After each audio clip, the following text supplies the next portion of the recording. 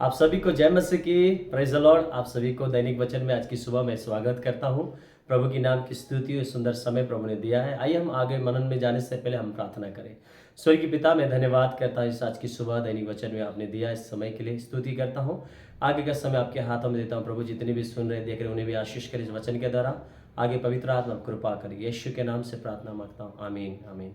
Hallelujah. प्रभु की नाम की स्तुति हो। आइए हम वचन को मनन करेंगे और परमेश्वर के वचन को हम सीखेंगे। आइए मेरे साथ पढ़िए प्रकाशित वाक्य 3 अध्याय उसका 20 वचन को हम पढ़ेंगे। वचन इस प्रकार कहता है, देख मैं द्वार पर खड़ा हुआ खड़खड़ाता हूँ, यदि कोई मेरा शब्द सुनकर द्वार खोलेगा तो मैं उसके पास भीतर आकर उसके साथ भोजन करूंगा और वह मेरे साथ। मेरे प्रियो, आज कई लाइफ में हमारे जीवन में कई परिस्थितियों को हम देखते हैं, निराशा को देखते हैं, आजू बाजू में कई अलग अलग प्रकार के माहौल, दुखों को, कष्टों को, पीड़ाओं को, ऐसे अन्य कई बातों को हम देखते हैं हमारी लाइफ में। और उस बात को लेकर हम निराश हो जाते हैं, दुखित हो जाते हैं और अपनी लाइफ में क्या करना, क्या न करूं, इस प्रकार से हमारे जीवन में हम इस प्रकार की सोच और मन को रखते हैं। कई बार हमारी लाइफ को लगता है कि हम खत्म ही कर दें। ऐसा कई विचारधाराएं हमारे जीवन में, हम दुखित हो जाते हैं। पर प्रियो, इस बात को आज हम सीखेंगे, हमारे दुख के समय में हम क्या करें। मेरे प्रियो, मैं आपको बताना चाहूंगा, प्रभु इस वचन से कहना चाहते हैं कि प्रभु द्वार पे खड़ा है और खटखटा रहा है। वो आपकी द्वार को खटखटा, आपकी दुख की द्वार के बीच में खड़ा है और वो कहता है मैं खटखटा रहा हूं और जो कोई खोलेगा मैं आऊंगा और उसके साथ खाऊंगा और वो मेरे साथ खाएगा, वो मेरे साथ रहेगा, मैं उसके साथ रहूंगा हमेशा के लिए। क्योंकि प्रभु का वचन में लिखा है, वो कहता है कि मैं जगत के अंत तक तुम्हारे साथ हूं या रहूंगा। हालेलुया। और बाइबल में कई ऐसी घटनाओं को हम देखते हैं कि परमेश्वर ने कभी भी अपने लोगों को, जो अपने भक्त लोग हैं, जो उसको मानते हैं, उसकी वचन को सुनते पालन करते, उनको कभी भी उसने नहीं छोड़ा। मेरे प्रियो, तो आप अपने जीवन में ऐसा क्यों सोचते हैं कि मेरे साथ कोई नहीं है? मेरे प्रियो, कई बार हम गलत लोगों को स्वागत करने के द्वारा, गलत लोगों को संगत करने के द्वारा हम अपनी लाइफ में दुखी हो जाते हैं। पर मेरे प्रियो, आज की सुबह मैं आपसे कहना चाहता हूं, आप अपने दुख के समय में किसको स्वागत करेंगे? पर प्रभु कहता है, इस वचन में कहता है कि आप यीशु का स्वागत करें। आप अपने काम के स्थान में, आपकी पारिवारिक स्थान में, आपकी सेवा के स्थान में, आपका व्यक्तिगत जीवन में, आपकी स्पिरिचुअली लाइफ में, आपके शारीरिक जीवन में आप यीशु का स्वागत करें। अगर आप दुखित हो, निराश में हो, खुशी हो, तकलीफ में हो, पीड़ाए में है, रास्ता नहीं दिखाई दे रहा है, नो प्रॉब्लम, आप यीशु का स्वागत करें। क्योंकि यीशु कहता है कि मैं द्वार पे खड़ा खटखटा रहा हूँ। जब हम बाइबल की कुछ उदाहरण को मैं आपको बताना चाहूँगा, लूका की सुसमाचार उसका 19वां अध्याय 1 से लेकर जब 10 तक में पढ़ते हैं, मेरे प्रिय, वहाँ पे एक व्यक्ति के विषय में लिखता है, वो है जक्की। जक्की अपने लाइफ में सब कुछ था उसके पास, उसके जीवन में कोई कमी नहीं थी, घटी नहीं थी, उसके जीवन में सब कुछ की सुविधाएं थी। पर मेरे प्रिय, वो अपने लाइफ में कहीं ना कहीं दुखी था, निराश में था, अशांति में था। और वो 1% लेने के बदले 4% लेके अपने जीवन में खुशी होने के बावजूद वो और भी दुखित और डिप्रेशन में था। बट मेरे प्रियो, वहां पे लिखा है, जबकि यीशु को देखना चाहता था। और उस देखने के लिए एक छोटा हाइट का व्यक्ति के लिए बहुत मुश्किल होता है, क्योंकि वहां पर उससे पहले कई लोग वहां पे जा चुके थे यीशु को देखने के लिए। जब यीशु उस जगह से जाने वाले थे करके लोगों को पता चला, जबकि भी देखना चाहता है। वहां पर इतनी भीड़ थी, पर उस भीड़ के कारण वो यीशु का ना देख पाया। परंतु उसके मन में इच्छाएं थी कि मैं यीशु को आज देख कर ही छोड़ूंगा। देखिए मेरे प्रिय, जब लाइफ में अपने दुख के समय में जब हम यीशु को देखना चाहते हैं, तो मेरे प्रिय, कोई भी आंधी और तूफान हमारे लिए कितने भी बड़ी दीवार होने दो, हमारे लिए लोगों का या दुनिया संसार की, कोई हमें नहीं रोक पाएगी। और वहाँ पर हम देखते हैं कि जक्की उस झाड़ पे, गुलड़ के झाड़ पे चढ़ जाता है यीशु को देखने के लिए। जब यीशु आते हैं, वो देखते हैं, पुकारते, कहते हैं, जक्की आज झट उतरा, आज मुझे तेरे घर में जाना आवश्यक है। और उसी समय जक्की अपनी लाइफ को अचंभित हो जाता और यीशु को उसी समय अपने जीवन में स्वीकारता और कहता है, प्रभु कहता है कि जब प्रभु कहते हैं तुझे घर में जाना है, वो अपने लाइफ में ये नहीं कहता कि नहीं आज मत आओ, वो कहता है चलिए, वेलकम, स्वागत करता है अपने घर में, अपने दिल में। पहले तो अपने दिल में वो स्वागत करता, उसके बाद अपने घर में वो स्वागत करके लेके जाता और उसी समय वो अपनी लाइफ में बदल जाता है। जितना भी उसने लूटा था, वो कहता है कि मैंने जिसको भी लूटा है उसको मैं डबल उसको दे दूंगा, मैं रिटर्न दे दूंगा मेरे प्रभु। वो स्वीकार करता है अपने जीवन को, पाप को स्वीकार करके यीशु के चरणों में, और यीशु को अपने लाइफ में, अपने परिवार में वो स्वागत करता है। जब यीशु को स्वागत करता है अपने दुखी लाइफ में और शांत लाइफ में, उसकी लाइफ बदल जाती। और वो अपने जीवन में जो अशांति की लाइफ जी रहा था, मेरे प्रिय, जब उसने यीशु को अपने लाइफ में, अपने परिवार में स्वागत किया, वो उसका अशांतिपन चला गया और शांति में बदल गया। उसकी जो पाप की जीवन थी वो धार्मिकता में बदल गई। और प्रभु इससे कहता है कि ये भी अब्राहम का संतान है करके। मेरे प्रियो, जब हम यीशु को अपने लाइफ में स्वागत करते हैं, मेरे प्रियो, हमारा जीवन बदल जाएगी, हमारे दुख अशांति की लाइफ, हमारी पाप की लाइफ बदल जाएगी मेरे प्रियो। जब दूसरा उदाहरण के रूप में मैं बताना चाहूँगा, जब यीशु मसीह अपने चेलों के साथ नाव पे जा रहे थे, उस समय में हम वचन में लिखते हैं इस प्रकार से, वचन में वहाँ पर मत्ती 8 अध्याय 23 से जब 27 तक पढ़ते हैं कि वह बड़ी आंधी आई, यीशु सो रहे थे उस नाव में और उसके चेले देख रहे थे, जाग रहे थे। और जब आंधी और तूफान आए, चेले लोग डरने लगे, चिल्लाने लगे और निराश हो गए, दुखित हो गए, घबरा गए। और क्या करें उस समय में, क्योंकि बड़ी आंधी बड़ी तूफान उनके सामने खड़ा है। कई बार हमारी लाइफ में भी ऐसा ही होता है कि बड़ी आंधी और तूफान हमारे लाइफ में खड़ा होता है, उसको लेकर हम निराश होते, चिंता होते, क्या होगा, कैसे होगा, हम रोने लगते, चिल्लाने लगते, फोन करने लगते, लोगों को सलाह लेने लगते हैं। शिष्य भी अपने लाइफ में इस प्रकार से कर रहे थे। बट मेरे प्रियो, वहां पर यीशु था मेरे प्रियो, और उन्होंने यीशु को कहा, यीशु आप खड़े हो जाइए, आंधी आई तूफान है, क्या आपको चिंता नहीं है?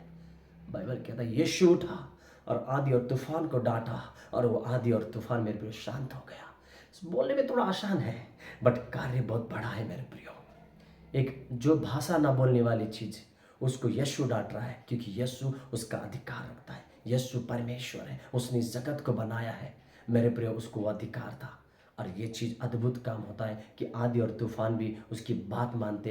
ये शिष्य भी इस बात को लेकर अचंभित होते कि ये चीज भी इसकी कैसे बात मान रही है, अचंभित। जब इस बात को हम देखते हैं तो मैं अचंभित हुआ कि शिष्यों डर के बीच में भी उन्होंने एक अच्छी काम को किया, उन्होंने यीशु को पुकारा। और जब यीशु को पुकारा मेरे प्रियो, वो आंधी और तूफान भी शांत हो जा गई। जब हम यीशु को अपने लाइफ में, अपने दुख और कष्ट, वो आंधी और तूफान जब हमारे लिए आती है, बड़ी बड़ी जो निराशपन हमारे लिए लोगों को हमारे घर और जीवन में लेके आती है, हमें लगता है कि अब तो हम खत्म हो चुका, हम डूब जाएंगे, कर्ज हमको डुबा देगा, अब लाइफ ही नहीं है, कुछ भी नहीं है।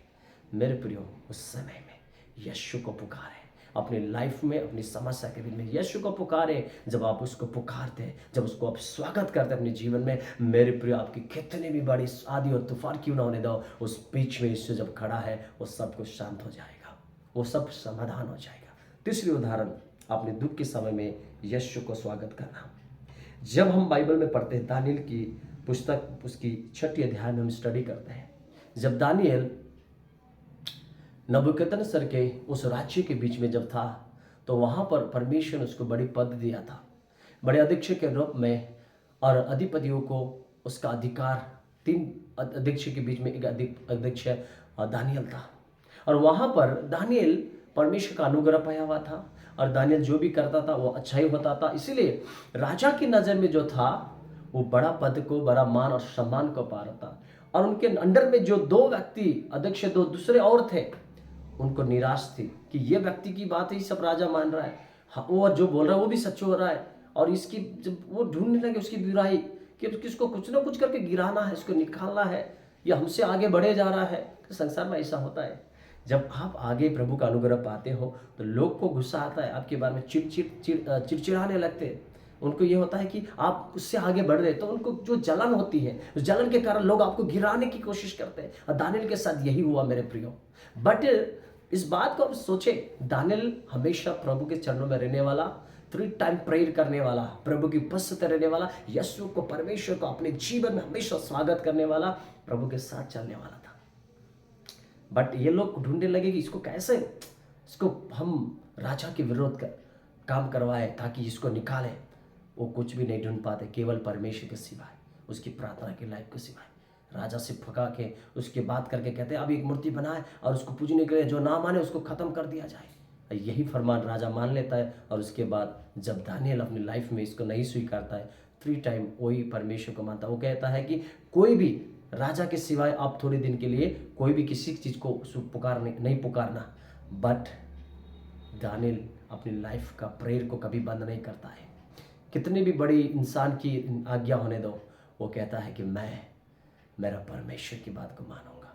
मैंने अपनी लाइफ में परमेश्वर का स्वागत किया है, इसके लिए वो परमेश्वर की बात को मानकर मेरे प्रियो वो अपने ट्री टाइम का जो प्रेयर है उसको कंटिन्यू रहता है। जैसे ही उनको पता चलता कि अब ये प्रार्थना कर दिया, जब आज्ञा था कि राजा के सिवा किसी की बात नहीं मानना है, बट ये तो आज्ञा को तोड़ रहा है, यही पाप निकालते और इस गलती को निकाल के राजा को फुसला के वो लोग क्या है इसके विरोध में पाप करवा के बाद में इसको शेर के माद में डालने की बात करते हैं। और मेरे प्रिय इतना नहीं, उसने डाल भी दिया। पर याद रखिए, जब आप यीशु को स्वागत कर, जब परमेश्वर का आपने स्वागत किया मेरे प्रियो, आपका बड़ा कितना भी बड़ा वो गुफा होने दो, वो गुफा वो शेर आपका कुछ नहीं बिगाड़ सकता है। कितने भी बड़े आपको चीर फाड़ने वाला शैतान होने दो, आपका कोई भी कुछ नहीं बिगाड़ सकता, यदि आपने मसीह को अपना अंदर रखा है, परमेश्वर को आपने जीवन में स्वागत किया, उसकी बातों को मानते हैं। दानियल ने प्रभु को स्वागत किया था, परमेश्वर का जब उसने स्वागत किया मेरे प्रिय, जब दानियल को डाल दिया गया, वचन में लिखा है कि दानियल को एक भी आंच नहीं लगा, एक भी कुछ नहीं हुआ, शेर चुपचाप से बैठे थे, दानियल बाजू में था। जब राजा देखता है सुबह जाकर उसको कुछ भी नहीं हुआ है, राजा अचंभित हो जाता है, निकाल के प्रभु को महिमा करता है और उसकी पद को और भी बढ़ा देता है। हालेलुया।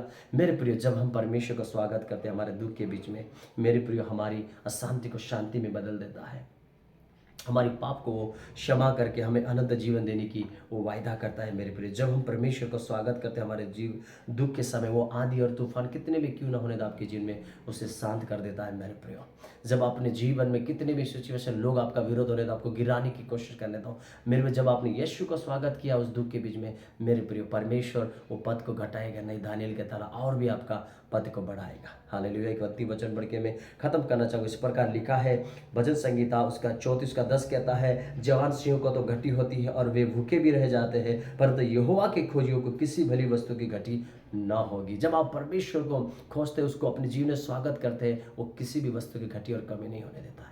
मेरे प्रियो, आज परमेश्वर का स्वागत करें अपने दुख और परिस्थिति के बीच में। आप किसको स्वागत कर रहे हैं? कई लोग मृत्यु को पसंद करते हैं, मरने से अच्छा हो जाएगा ऐसे बोलते हैं। कई लोग बोलते हैं मैं जहर खा लेता, कई लोग बोलते हैं ये कर लेता वो कर लेता। दुनिया में ऐसी कई बातें हैं जो करने के लिए कहते हैं, वो गलत रास्ता में प्रभु को छोड़ने की बात करते हैं। मेरे प्रियो, कभी भी प्रभु से दूर होकर आप कुछ नहीं कर पाएंगे।